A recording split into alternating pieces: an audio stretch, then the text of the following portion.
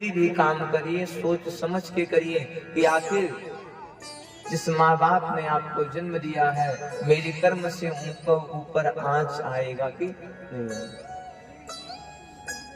माँ बाप हमेशा अपने बच्चों को खुश करने का प्रयास करते हैं। एक बाप जब अपने बेटे को मार देता है तो घर में जाकर के ठिठोरता है कि मैं अपने पुत्र को क्यों मारा।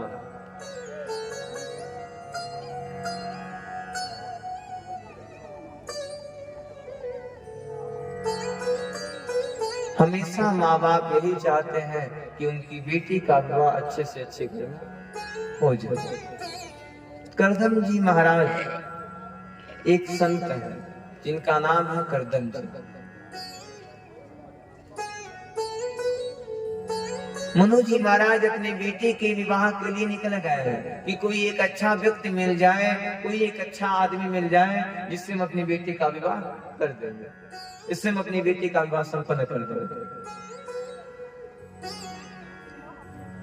करदम जी महाराज को देखते हैं तो लोगों से सुना था कि एक महाराज भी हैं जिनका नाम है करदम ऋषि, बड़ा नाम है इनका। शत्रुपा माँ ने कहा कि चलो इनके साथ ही बेटी का विवाह संकल्प करते हैं, पूरा करते हैं। इधर देवहूति माँ का विवाह करदम जी के साथ संपन्न होता है। करदम जी का विवाह जैसे ही माँ के साथ संपन्न हुआ, करदम जी तुरंत निकल गए तपस्या करने के लिए।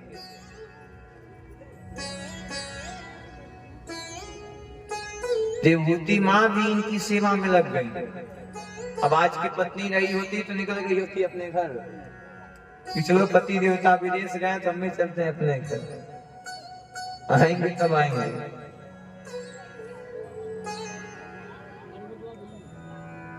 कई साल बीत जाता है, करदम जी तपस्या से बाहर निकलते हैं। करदम जी तपस्या से बाहर निकल रहे हैं तो देख रहे हैं एक स्त्री उनकी सेवा कर रही है। अब आप इसी से अनुमान लगा लीजिए कि करदम जी अपने पत्नी तक को भूल गए। करदम जी ने कहा, हे देवी आप कौन हैं?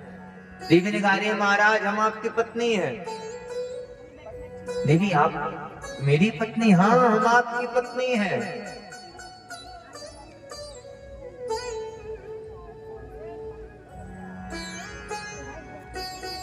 करदम जी ने कहा, मान गए आपके अंदर पतिव्रता का धर्म है, वरदान मांगिए, क्या मांगना चाहती हैं? एक पतिदेव, एक पत्नी की हमेशा यही इच्छा होती है कि वो उसके पुत्र हो जाए।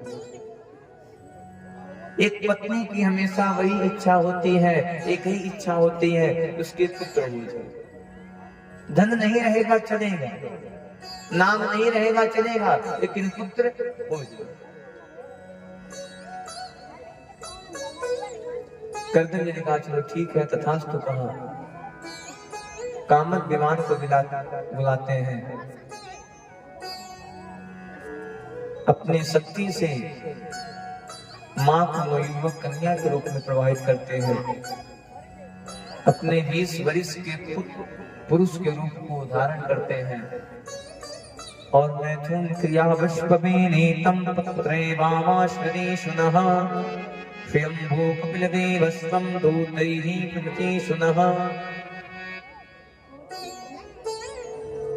9 कन्याओं को जन्म देते हैं। इन कन्याओं का विवाह ब्रह्मा के मानस पुत्रों के साथ संपन्न कराया जाता है। करदम जी ने कहा, देखो पुत्र कह रहे थे, पुत्र दिया, अब निकल रहे हैं। करदम जी की बात सुनकर के मैया ने कहा, हे प्रभु, अरे लड़कियां तो अपने घर गई, बुढ़ापा आने वाला है, सुना गया है कि बुढ़ापे में बेटा सेवा करता है, एक पुत्र दे दीजिए। करदम जी ने कहा, चलो ठीक है पुत्र भी देते हैं। आज करदम जी के वहां साक्षात नारायण का जन्म होने वाला है। आज साक्षात नारायण का ही एक अंश जो करदम जी के वहां जन्म लेने वाला है।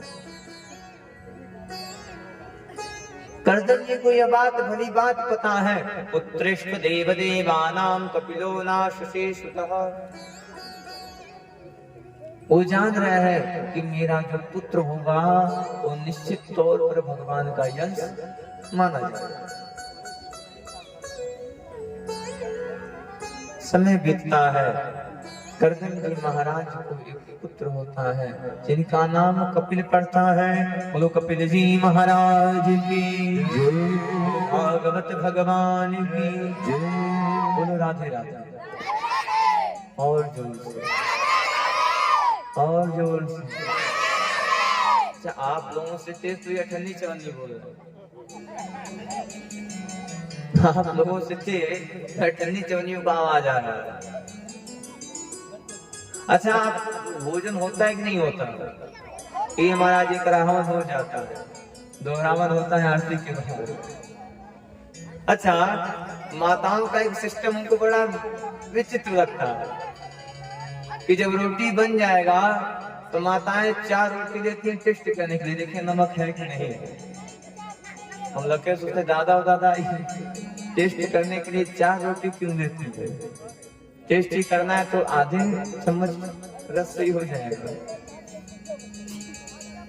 आधे चम्मच सब्जी से भी टेस्ट किया जा सकता है। माताएं 4 रोटी दे करके खूब पहले चलो भाई साहब पति खा, क्या कर रही हो? अरे महाराज टेस्ट कर रहे हैं। और जो 4 रोटी पहले ही खा लेगा क्या भूख लगने वाला है? क्या भूख लगेगा? पति देवता आ गया, चलो भोजन करना है, आज हम भोजन नहीं करेंगे।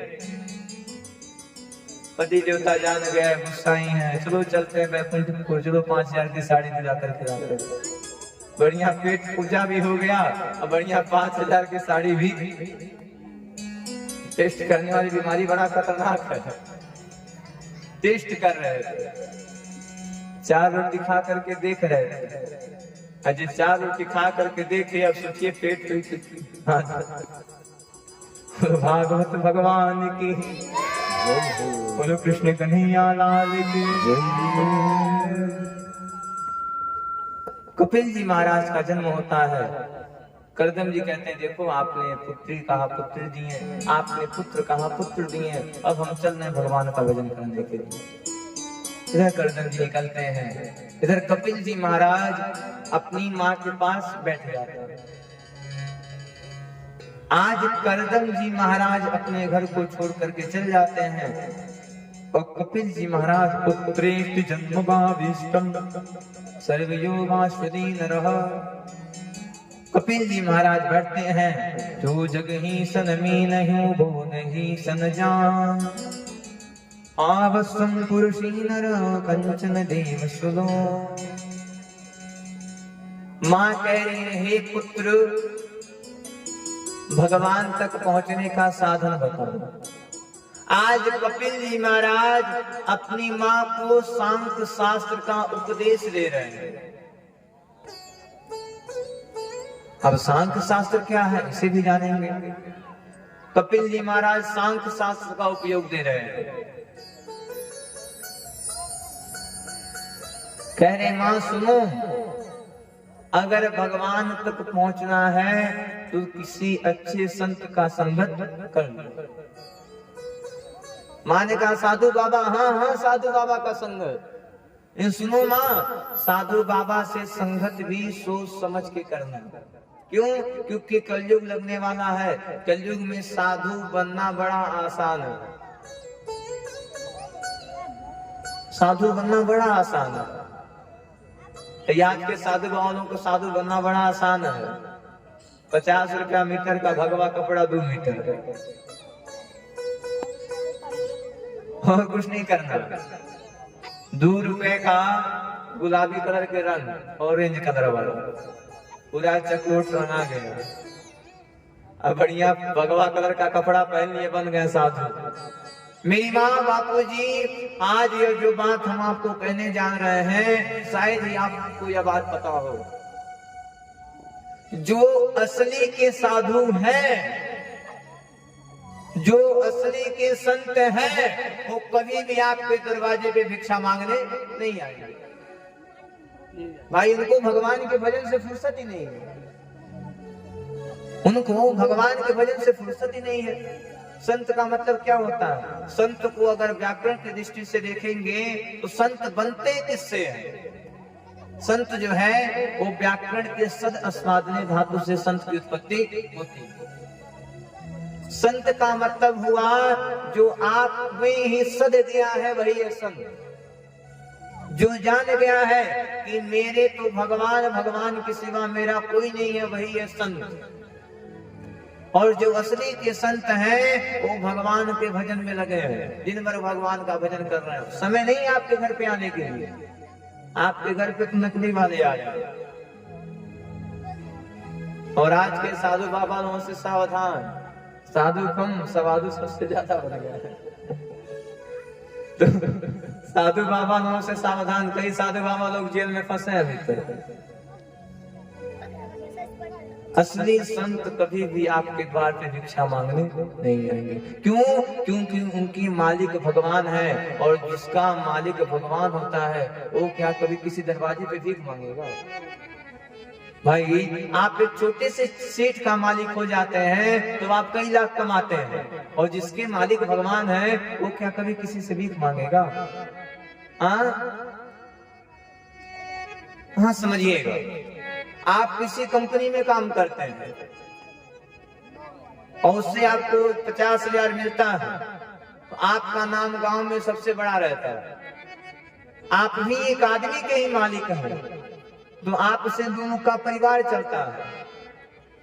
और जो भगवान का नौकर हो, क्या वह कभी किसी के सामने हाथ फैलाएगा? बोलो मेरी माँ, क्या वह कभी किसी के सामने हाथ फैलाएगा?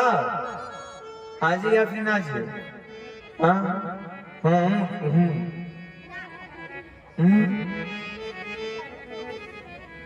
कभी नहीं। जो जिसका मालिक साक्षात परम पिता परमेश्वर हो, वो क्या कभी किसी के सामने हाथ फैलाएगा? असली के संत कभी भी आपके दरवाजे पे आने वाले नहीं। आइए हम दिखाते हैं आपको असली संत। आइए वृंदावन में हम दिखाते हैं कि असली संत होते कौन है। आज भी वृंदावन में ऐसे संत हैं जो 6-6 महीने तक सूर्य को नहीं देखते हैं। 6-6 महीने सूर्य को नहीं देखने वाले हैं। हमने पूछा महाराज आप लोग ऐसा क्यों करते हैं? उन्होंने कहा लाला देख, सूर्य का दर्शन करेंगे तो मुंह में फंस जाएंगे। जैसे बाहर निकलेंगे सूर्य को देखने के लिए, वैसे संसार को देखना पड़ेगा, और जैसे संसार को देखेंगे तो बंधन में फंस जाएंगे। और लाला एक बार बंधन में फंस गए तो फिर बंधन से निकलने वाले नहीं। मेरी माँ, आप चाह करके भी संन्यास को ग्रहण नहीं करते। अगर आप चाह दें कि आप घर द्वार को छोड़ दें तो छोड़ने वाले नहीं है। छोड़ने का मन तो करेगा, लेकिन एक बंधन पीछे से खींच लेगा। पुत्र का मोह, पत्नी का मोह, धन का मोह, दौलत का मोह खींच लेगा अपने तरफ।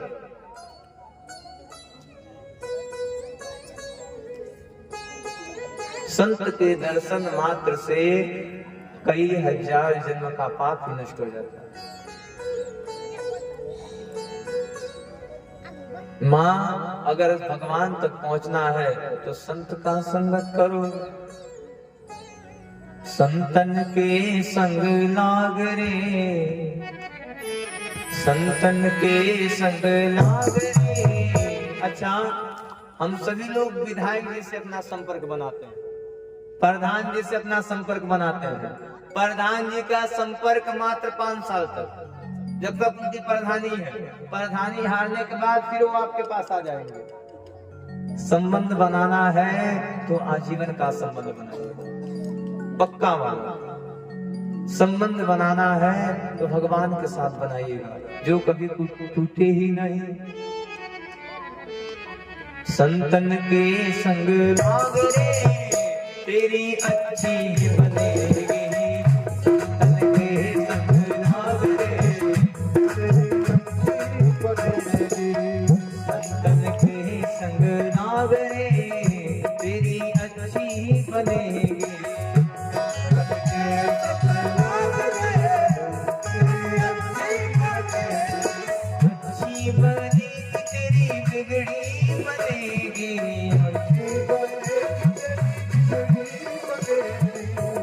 संतन के संग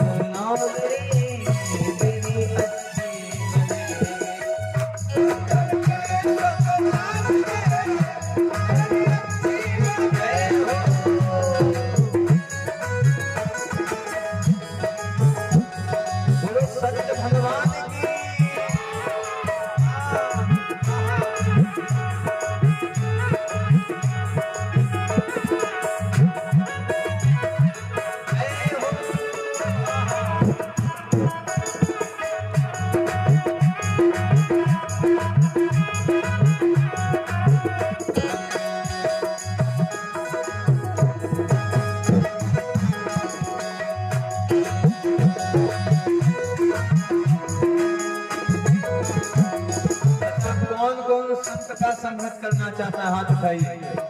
किसी किसी संत का संगत करना है? हाथ नहीं है तो बगल वाले से उधार मांग लो 2 मिनट के लिए। हाथ उठाइए, दोनों हाथ। जिसके पास हाथ होगा वही उठाएंगे, नहीं है कोई बात नहीं। और हाथ उठा के ताली बजाते हुए अच्छी बनेगी तेरी बिगड़ी बनेगी,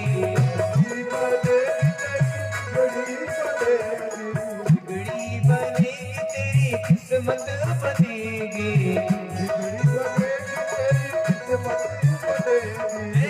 संत मिलन की आस रे, संत मिलन की आस रे, तेरी अच्छी बनेगी।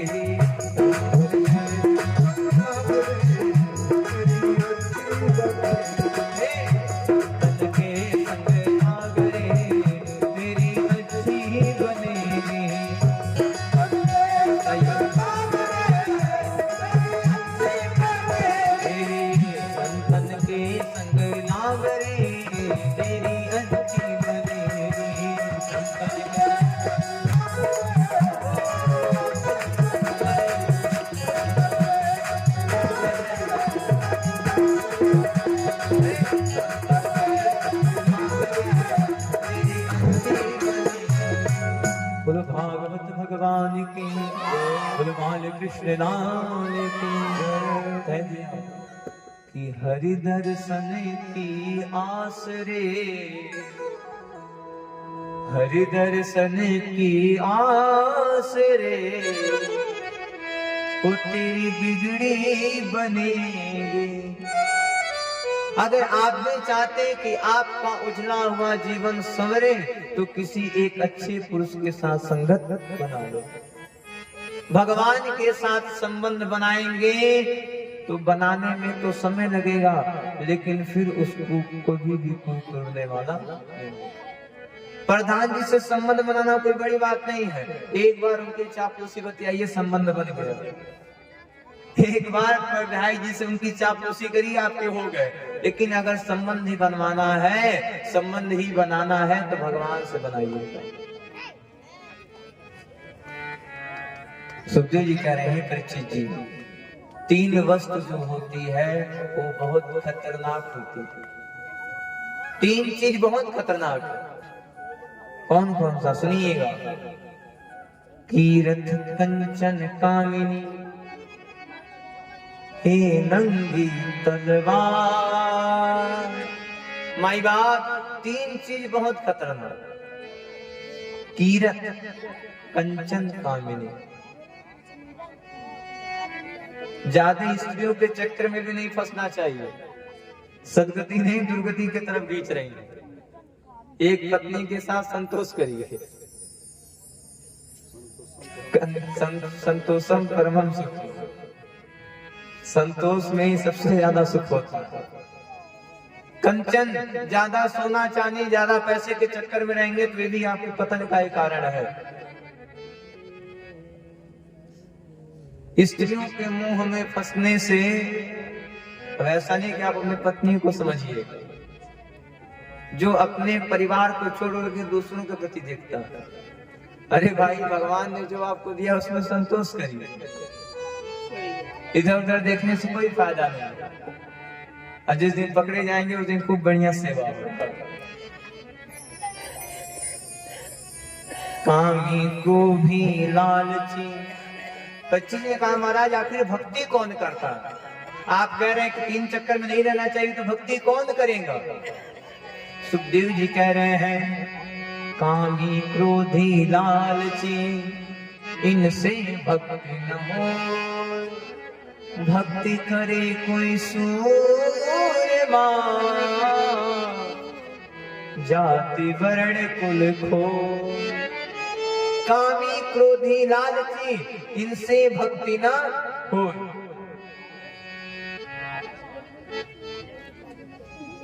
भक्ति करे कोई सूरमा, जाति वर्ण कुल खोए।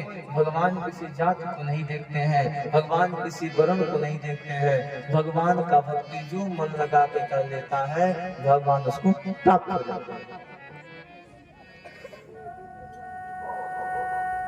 कई लोग कहते हैं, अरे महाराज, लोग कहते हैं बिना पैसे के भगवान मिलने वाले नहीं है।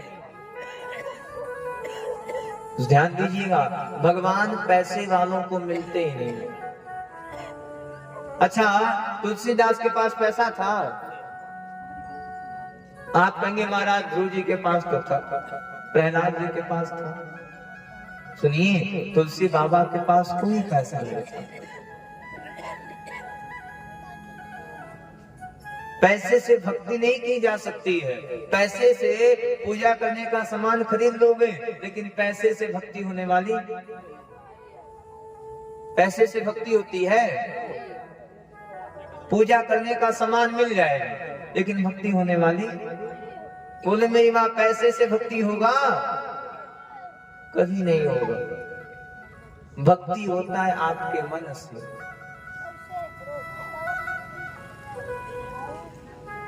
अभी एक बार की बात है कि दुर्योधन को अपने पैसे पे बड़ा घमंड था। ध्यान दीजिए, बहुत घमंड था। तो दुर्योधन भगवान को बुलाता, आइए और हमारे वहां भोजन करिए। भगवान आ गए। भगवान ने कहा, सुनो,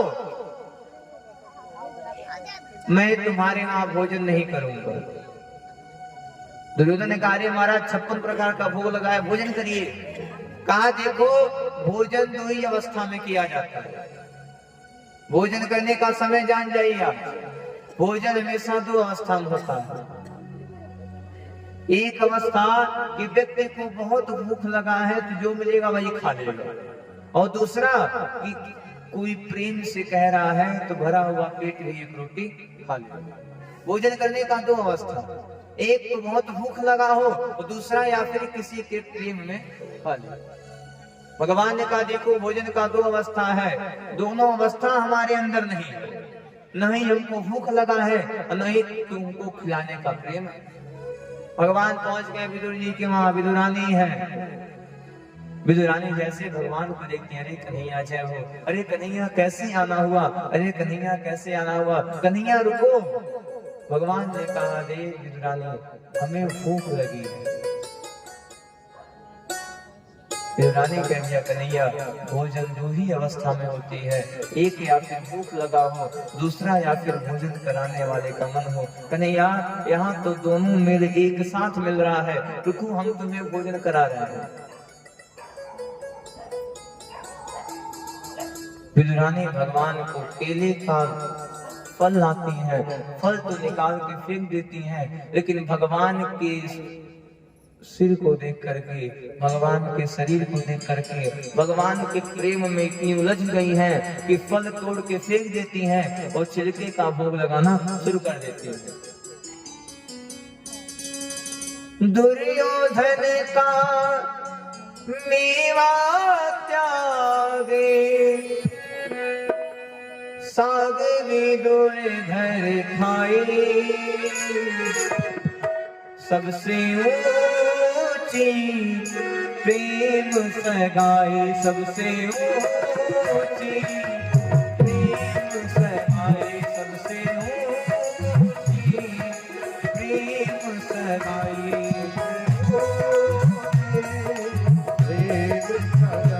सबसे ऊंची प्रेम सगाई, सबसे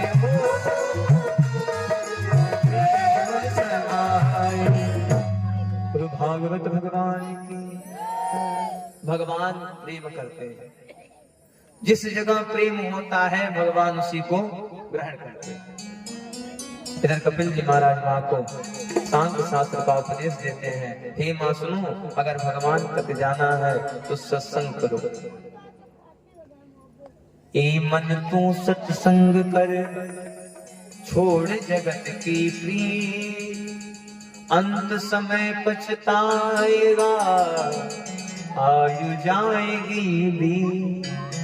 हे मन, तू सत्संग कर, छोड़ दीजिए, कुछ नहीं है परिवार में, छोड़ जगत की प्रीत, पछतावा अभी नहीं होगा। अभी तो बड़ा मजा आ रहा है महाराज, बड़ा अच्छा लग रहा है, बड़े अच्छे से रह रहे हैं, बड़ा मजा आ रहा है। पछतावा कब होगा? जब आपको मरने का समय आएगा। अंत समय पछताएगा, फिर पछताने से कोई फायदा नहीं है। क्यों? क्योंकि आप मर गए, आप मरने वाले हैं। अंत समय पछताएगा, आयु जाएगी भी, आयु भी बीत गई है, मरने का समय आ गया है। अवसर बीती फिर का पछतावा, अवसर बीतने पे पछतावा का भी कोई लाभ होने वाला है। पछतावा का लाभ भी तभी होगा जब आपके पास अवसर रहेगा, समय रहेगा। समय रहेगा तो आप सुधार लेंगे। आपका तो बुढ़ापा भी आ चुका है, कुछ घंटे के मेहमान हैं, कब चल जाए कोई नहीं जानता है।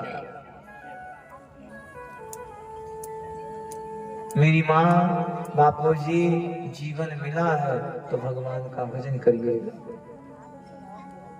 संसार से मुंह रखिए, लेकिन संसार में उतना फंसिए इतना सार्थक हो। कपिल जी महाराज मां को सांख्य शास्त्र का उपदेश देते हैं, सांख्य शास्त्र का उपदेश देते हैं।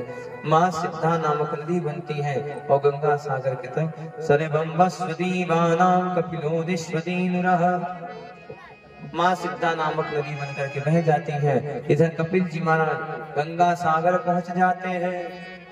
इसीलिए कहा जाता है कि सारथ तीरथ बार बार गंगा सागर देखें। कपिल जी महाराज गंगा सागर जाते हैं।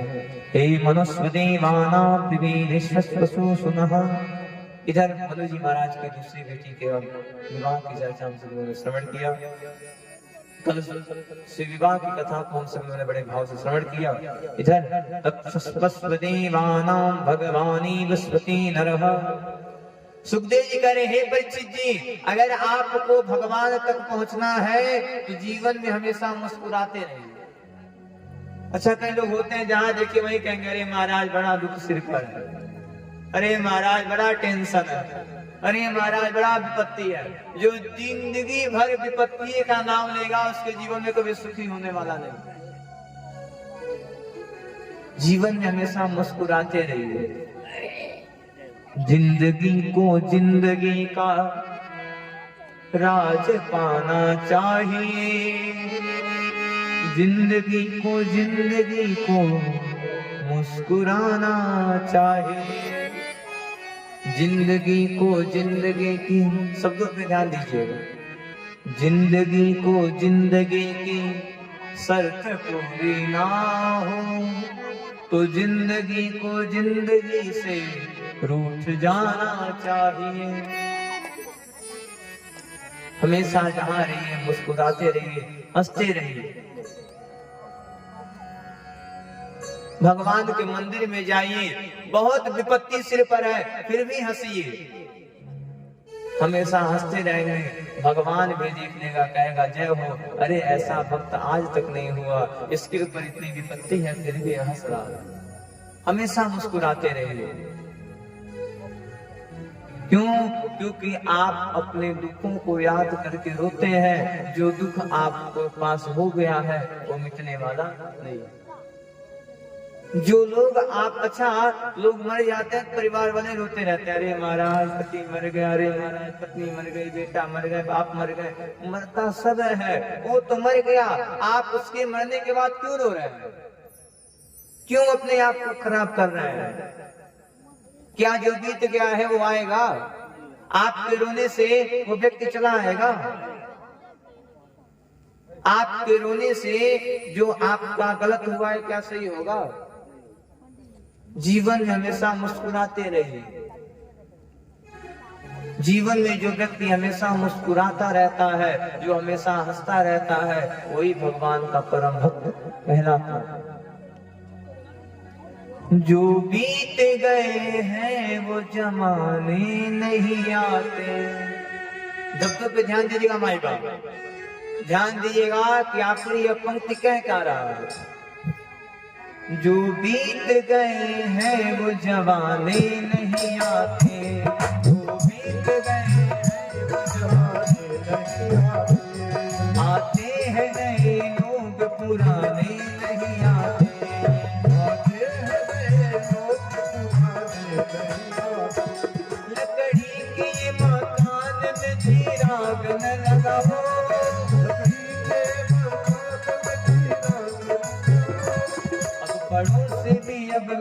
के बहाने नहीं आते, अब दोस्त भी मिलने के बहाने नहीं आते, अब दोस्त भी मिलने के बहाने नहीं आते। समय बीत गया।